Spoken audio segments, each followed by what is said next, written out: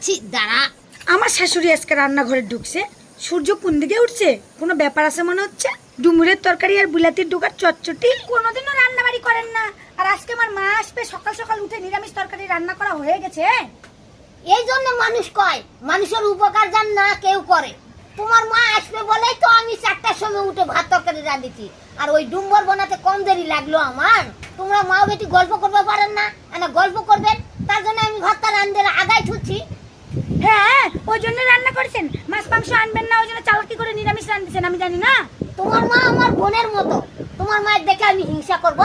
1 বছর হয়নি অপারেশন করা, সেই জন্য নিরামিষ রাঁধেছি। মাছ মাংস খাওয়াইয়ে তো আমি তোমার মায়ের আর অসুস্থ করে দিতে পারি না। এই চালাকের প্রতিশোধ তুলবো যেদিন তোর বাপ ভাই আসবে।